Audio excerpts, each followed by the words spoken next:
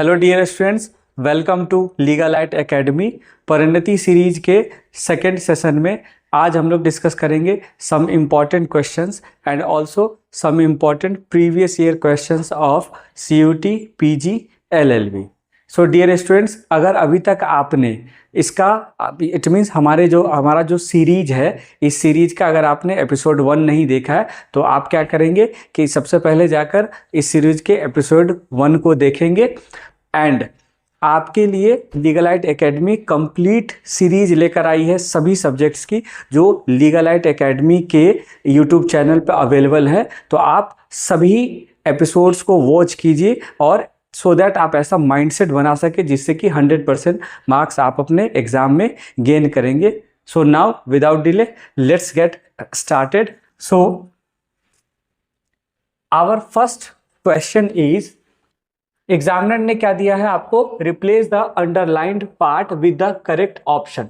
तो एग्जामिनर ने देखो एक सेंटेंस दे रखा है और एग्जामिनर क्या कर रहा है कि उसने ये अंडरलाइन किया है, इतने पार्ट को उसने क्या किया है, अंडरलाइन किया है। इट मीन्स इतने के ही आपको क्या करना है, यू हैव टू चेंज, और इसको छोड़कर एक्सेप्ट इट सारा का सारा टर्म क्या होगा, आपका करेक्ट होगा। अब इस क्वेश्चन को सॉल्व करने के लिए आपके पास कंडीशनल सेंटेंस की समझ होनी चाहिए। तो यहाँ पर एग्जामिनर आपसे डिमांड करता है कि जो 3 आपके इंपॉर्टेंट फॉर्मूला होते हैं या स्ट्रक्चर कह लें, वो आपको पता होना चाहिए। ओके, तो ये कौन सा स्ट्रक्चर है? दिस स्ट्रक्चर डिमांड्स कि आपके पास क्या होना चाहिए, subject plus head plus V3 and subject plus would have plus V3। सो अब लेकिन आपको समझना पड़ेगा कि एग्जामिनर जो है आपसे इस सेंस में एक एडवांस स्ट्रक्चर की भी डिमांड करता है। यानी इसको अगर आप इन्वर्जन के फॉर्म में जब आप लिखोगे तो आपको क्या लिखना पड़ेगा, head plus subject plus V3 comma subject plus would have plus V3। तो इन दोनों में से किसी एक सेंस में एग्जामिनर आपसे क्या करेगा, क्वेश्चन पूछेगा। तो इसमें कौन सा फॉर्म है, तो देखो इसमें एग्जामिनर ने आपसे इन्वर्जन वाला फॉर्म पूछा है। इट मीन्स यहां पर आपके पास क्या होना चाहिए था, वुड हैव प्लस V3। तो किस ऑप्शन में अवेलेबल है, तो इसमें तो नहीं है, यहाँ चेक कर लो, यहाँ भी नहीं है, यहाँ भी नहीं है। सो your answer will be option D. तो अगर आप सिर्फ नॉर्मली अगर आप बुक से प्रिपेयर करते हो तो आप इस क्वेश्चन को सॉल्व नहीं कर पाएंगे, क्योंकि एग्जामिनर आपसे एक हायर नॉलेज की डिमांड करता है। Okay, now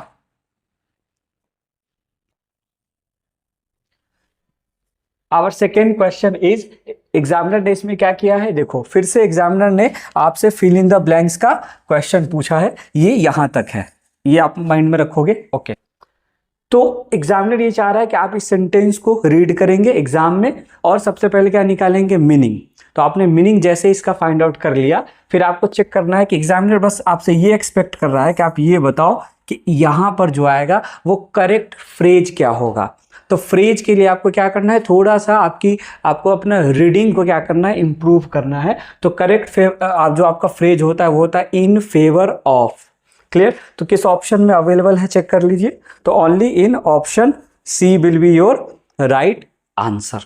okay, now see the next question. Okay, question number 3। Question number 3 में एग्जामिनर ने क्या किया है, फिर से आपको अंडरलाइन किया है। लेकिन हर बार क्या कीजिएगा कि आप क्वेश्चंस को बहुत ही डिटेल में पढ़ना है, एकदम थोड़ा सा अपने माइंड को थोड़ा काम कीजिए। काम करके एग्जामिनर ट्रिकी तरीके से क्या करता है, क्वेश्चंस को वो सेट करता है। तो आप यहां पर पढ़ो, replace the underlined word with the correct antonym from the options. तो एग्जामिनर यहां पर आपसे क्या पूछ रहा है, एंटोनिम पूछ रहा है, सिनोनिम नहीं पूछ रहा है। तो क्वेश्चन क्या है कि पेन के अगेंस्ट क्या करना है, एंथुसियाज्म की बात हो रही है कि, तो अगर ये करें तो इसका अपोजिट क्या होगा, कोई रिएक्शन ना देना। तो किसी रिएक्शन ना देने के लिए कौन सा टर्म होता है, तो इट इज स्टोइकिज्म। इसका मीनिंग क्या होता है कि ए हैप्पीनेस हो या सैडनेस हो, कोई इफेक्ट ना करना उसकी, या आप पे ऊपर में कोई इफेक्ट ना पड़ना। तो इसके लिए आंसर क्या हो जाएगा, your answer will be option C. Right, now our next question is question number 4, question number 4 में देखिए एग्जामिनर ने क्या पूछा है। अगेन आपको चेक करना है कि हमेशा आप ये जो भी टर्म्स गिवन हो उसको आप अच्छे तरीके से रीड जरूर करेंगे। ओके, तो अब यहां पर देखो एक वर्ड है आपका डिसाइफरिंग। तो पहले तो चेक करोगे ना कि एग्जामिनर ने पूछा क्या है, सिनोनिम पूछा है या एंटोनिम। तो चूज अनदर वर्ड, तो choose another word of the same meaning. Examiner आपसे क्या है, सेम मीनिंग की डिमांड कर रहा है। तो कुछ टर्म समझ लेते हैं। देखो यहाँ पर वर्ड क्या है गिवन, साइफर, और सेकेंड वर्ड क्या है, इन साइफर। तो इसका मतलब होता है कि किसी नॉर्मल टर्म को कोड में चेंज करना। ओके, और यहां पर वर्ड क्या है आपका, डिसाइफर। तो डिसाइफर का मतलब क्या हो जाएगा, किसी चीज को डिकोड करना या फिर एक्सप्लेन करना। ओके, तो एक्सप्लेनिंग का हमें सेंस चाहिए, सेम मीनिंग की बात हुई है। सो your answer will be option D. और सी में क्या ऑप्शन है उसको भी समझ लेते हैं। कंफाउंडिंग मीन्स होता है उलझाना, इट मीन्स कंफ्यूज करना। Clear? Okay, now see next question, question number 5। Question number 5 में चेक करते हैं एग्जामिनर ने क्या पूछा है। तो सबसे पहले इंस्ट्रक्शन को क्या कीजिए, ऑनेस्टली पढ़ लीजिए। Choose the antonym for the underlined word. Multiple times मैं यही कह रहा हूं कि एग्जामिनर ने क्या पूछा है इसके ऊपर में आपको सबसे ज्यादा क्या करना है, ध्यान देना है। तो एंटोनिम पूछा है, तो वैलिडेट का मतलब क्या होता है, वैलिडेट का मतलब होता है कंफर्म करना, मंजूर करना। ओके, तो इसका अपोजिट क्या होगा, डिनाई करना। तो डिनाई करने के सेंस में कौन कौन सा है, अग्री नहीं हो सकता, कंफर्म नहीं हो सकता, गिव वैल्यू नहीं हो सकता। तो जो बचा वही क्या हो जाएगा, आंसर। तो कई बार ऐसा हो सकता है कि आपको आंसर नहीं पता हो, तो आपको क्या यूज करना है, then you will use option elimination method. Okay, so refute का मतलब क्या हो जाएगा, डिनाई करना। Right, now see next question, question number 6। अब क्वेश्चन नंबर 6 में एग्जामिनर ने आपसे पूछा है सेंटेंस अरेंजमेंट का क्वेश्चन। तो सेंटेंस अरेंजमेंट के क्वेश्चंस के लिए आपको कुछ बेसिक पॉइंट्स जो आपको माइंड में रखने हैं वो क्या है कि सबसे पहले क्या होता है कि आपको किसी टॉपिक को इंट्रोड्यूस करना पड़ेगा। और जब भी आप किसी टॉपिक को क्या करते हो, इंट्रोड्यूस करते हो, तो उसमें आप क्या ध्यान रखोगे कि सबसे पहले आप का नाउन आएगा, then you will use pronoun. आप प्रोनाउन से स्टार्ट नहीं कर सकते, आपको इंट्रोडक्शन चाहिए होता है। ओके, चेक करते हैं। अच्छा, इसका जो क्वेश्चन होगा उसको आपको ट्राई करना है कि आप ऑलवेज ऑप्शन एलिमिनेशन से इस क्वेश्चन को सॉल्व करें। तो यहां देखो सी बी डी डी, सिर्फ इन्हीं से क्या हो सकता है, आपका क्वेश्चन स्टार्ट हो सकता है। यानी किससे स्टार्ट नहीं हो सकता, तो ए से स्टार्ट नहीं हो सकता, कट। अब यहां देखो दिस काइंड ऑफ लिखा गया है, यानी इंट्रोडक्शन पहले कुछ होगा, यानी किससे नहीं हो सकता, तो बी से नहीं हो सकता, यानी ये कट गया। ओके, अब है C, persuasion is the art of influencing. तो ओके, यहां पर देखो कुछ आप इंट्रोड्यूस कर रहे हो परसुएशन को, फिर यहां देखते यानी एक सी से हो सकता है। उसके बाद सम पर्टिकुलर एक्ट, तो किसी एक्ट की बात हो रही है एडवोकेटेड बाय द स्पीकर और राइटर, तो ये इंट्रोडक्शन नहीं लग रहा है, इट मींस डी नहीं हो सकता। So your answer will be option C. तो ये आपको माइंड में रखना है कि जब भी एक सेंटेंस अरेंजमेंट का क्वेश्चन आए तो उसमें आप सबसे पहले क्या करोगे, उसमें आप सबसे पहले इंट्रोड्यूस करोगे। और इंट्रोड्यूस हमेशा नाउन के थ्रू होता है, प्रोनाउन के थ्रू नहीं होता है। प्लस अगर तब भी क्वेश्चन को बनाने में अगर प्रॉब्लम आ रही है तो आप then you will use option elimination method. Right, now see question number 7। In question number 7 check करते हैं एग्जामिनर ने क्या पूछा है। तो देखिए फिल इन द ब्लैंक्स का क्वेश्चन है, और जब भी एग्जामिनर आपसे फिल इन द ब्लैंक्स का क्वेश्चन पूछता है, first you have to understand the meaning of the sentence, because for any question the most important thing is it's meaning.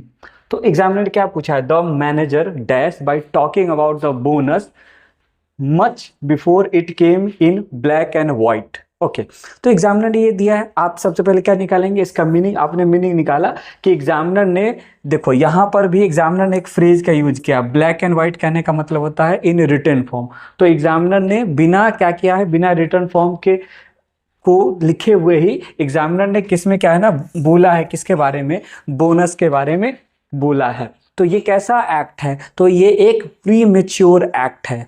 Okay तो एग्जामिनर अब आपसे एक्सपेक्ट करता है कि आपको इडियम्स एंड फ्रेज की एक अच्छी समझ होनी चाहिए। तो इसमें कौन प्री मेच्योर एक्ट की बात करता है? ओके तो फर्स्ट है आपका face the music. Face the music का मीनिंग होता है बियर द कॉन्सिक्वेंसेस, तो ये तो होगा नहीं, तो आंसर आपका क्या हो जाएगा?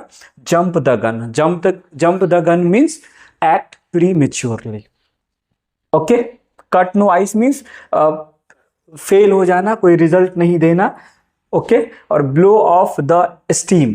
ब्लो ऑफ द स्टीम का मीनिंग होता है कि आप बहुत ज़्यादा परेशान थे, उससे आप निकल गए हैं, या किसी ने आपको निकाल दिया है, आप बहुत ज़्यादा गुस्से में थे, उससे भी आप निकल गए हैं। इस तरह के सेंस के लिए आप यूज़ करोगे। Now see next question and next question is question number 8। Question number 8 में चेक करते हैं एग्जामिनर ने क्या पूछा है। तो रिफ्रेज करना है फॉलोइंग सेंटेंस को, और वो किस फॉर्म में? तो अगेन एग्जामिनर आपसे क्या एक्सपेक्ट कर रहा है कि आपको इडियम्स एंड फ्रेज की एक अच्छी समझ होनी चाहिए। तो सेंटेंस को देखिए, she was affected by the situation when her two bosses had different ideas about what her job involved. तो यहां से ये समझ में आ रहा है कि टू सेंटेंस, टू आपके बॉसेज हैं, और इन टू बॉसेज के बीच में कोई फाइट टाइप का कुछ हो रहा है, जिसमें शी क्या कर रही है? तो शी आपकी सफ़र कर रही है। ओके तो यानी हमें ऐसे फ्रेज के बारे में समझना पड़ेगा जिसमें जब टू पर्सन फाइट करते हैं तो थर्ड उसमें क्या करता है? सफ़र करता है। तो चेक कर लेते हैं। तो देखो ए क्या है आपका? Caught in the crossfire. तो caught in the crossfire का मीनिंग आपका होता है कि जब टू पर्सन अगर फाइट कर रहे हो तो थर्ड क्या करेगा? Suffer. So your answer will be option A. And C और डी की अगर मैं बात करूं, कॉट रेड हैंडेड का मीनिंग होता है caught in the act. It means crime के टाइम ही आप जब आप कमिट कर रहे थे किसी क्राइम को, उसी समय पकड़ा जाना ही क्या कहलाता है? कॉट इन द एक्ट और caught red handed. And option B caught napping. Caught napping means होता है कि आप रेडी नहीं थे और सडनली आप किसी प्रॉब्लम में फंस गए। राइट तो ये सारे पॉइंट्स को आप अपने माइंड में रखोगे, क्योंकि एग्जामिनर क्या कर रहा है? आपका जो एग्जामिनर है वो मल्टीपल टाइम्स क्वेश्चंस को रिपीट करता है। इट मीन्स इसीलिए ये जो आपकी परिणति सीरीज है, इसमें हम उन सारे मोस्ट इंपॉर्टेंट क्वेश्चंस को डिस्कस कर रहे हैं जो बहुत जिसकी प्रोबेबिलिटी मैक्सिमम है पेपर में आने की, प्लस वो सारे प्रीवियस ईयर क्वेश्चंस को डिस्कस कर रहे हैं, क्योंकि आपका जो एग्जामिनर है वो मल्टीपल टाइम्स अपने ही क्वेश्चंस को क्या करता है? रिपीट करता है। सो लीगलाइट एकेडमी के यूट्यूब चैनल पर जितने भी वीडियोस आ रहे हैं उन सबको आपको मल्टीपल टाइम्स वॉच करना है, सो दैट आपके माइंड में वो सारे क्वेश्चंस रहें, और एग्जामिनर ने जैसे ही क्वेश्चंस को रिपीट किया, आपके लिए इतना बेनिफिट होगा कि आप क्विकली विद इन 5 सेकेंड्स उस क्वेश्चन को क्या कर लोगे? आप इजीली सॉल्व कर लोगे। Clear? Now see question number 9। इन क्वेश्चन नंबर 9 एग्जामिनर ने आपसे क्या पूछा है? तो देखिए एग्जामिनर ने आपसे करेक्ट स्पेलिंग पूछा है। अच्छा एपिसोड 1 में जब आप एपिसोड 1 देखोगे तो वहां पर आप फील करोगे कि एग्जामिनर ने सेम टर्म 2024 में 2 टाइम्स पूछा है। तो अगर किसी बच्चे ने 2023 का ये क्वेश्चन देखा होगा तो वो क्या करेगा? इजीली उसने 2024 के 2 क्वेश्चंस को वो बहुत इजीली सॉल्व कर लेगा। और इसीलिए मैं मल्टीपल टाइम्स कह रहा हूँ कि आपको क्या करना है? एपिसोड 1 पहले देखना है, फिर एपिसोड 2 देखना है, 15 डेज के बाद फिर एक बार क्विकली आपको फिर एपिसोड 1, एपिसोड 2 और जितने भी वीडियोस अवेलेबल होंगे आप सभी वीडियोस को मल्टीपल टाइम्स वॉच करेंगे, सो दैट ये सारे क्वेश्चंस आपके ब्रेन में रहना चाहिए। हमारा जो ब्रेन होता है वो इमेज के फॉर्म में मैक्सिमम चीज़ों को बेहतर समझता है। ओके सो चेक कर लेते हैं करेक्ट स्पेलिंग्स के। तो देखो जब भी आप एकोमोडेशन की बात करते हैं तो एकोमोडेशन में याद रखना ऑलवेज डबल सी और डबल एम होता है, तो इसमें तो नहीं है, इसलिए बी आपका करेक्ट है। कमिटेड में ध्यान रखना डबल एम होता है, डबल टी होता है, सो सी भी आंसर है। तो ए और डी कट गया तो आंसर आपका क्या होगा? और B and C only, so B will be your right answer. Now see today's last question. Our last question is, इसमें एग्जामिनर ने क्या पूछा है? फिल इन द ब्लैंक्स करना है। लेकिन देखो एग्जामिनर ने एक ही क्वेश्चन के अंदर मल्टीपल क्वेश्चंस दिए हैं और एग्जामिनर आपसे एक्सपेक्ट कर रहा है कि आपकी वोकेबुलरी की अंडरस्टैंडिंग काफी डीप है। सो समझ लेते हैं। तो देखो, फर्स्ट वर्ड है आपका चाइल्डिश। तो चाइल्डिश का मतलब होता है आप थोड़ा सा प्री मेच्योर जैसा जब आप बिहेव करते हैं तो उसको चाइल्डिश कहते हैं। कंक्लूडिंग, कंक्लूडिंग कहने का मतलब होता है फाइनल टाइप। कंक्लूसिव कहने इट मींस डिसिसिव। और चाइल्ड लाइक तो इनोसेंस, इसकी बात हो रही है।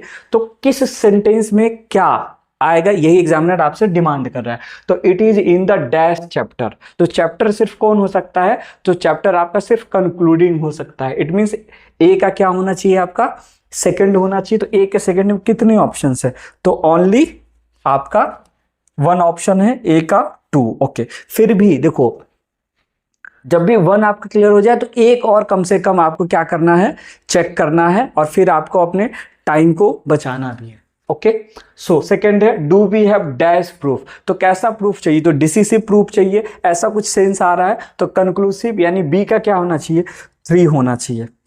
तो यहां पर देखो, ओके, ए का क्या था आपका कंक्लूडिंग, ए का 2। ओके, नो नो नो, यहां देखो सी में है, ये नहीं है। अच्छा, यहां पर देखो, इस मिस्टेक से आप क्या लर्न करेंगे, इस मिस्टेक से आपको लर्न करना है कि जब आप एग्जाम दे रहे होते हो तो प्रॉब्लम ये आती है कि हमें दिखता बी है, होता सी है। तो थोड़ा सा अपने माइंड को पेशेंस देंगे एग्जाम में, ताकि ऐसे मिस्टेक्स के आप इसको अवॉइड कर सके। तो ए का क्या हो जाएगा, आपका 2 हो जाएगा और बी का आपका क्या हो जाएगा, 3 हो जाएगा। Okay, so your answer will be option C.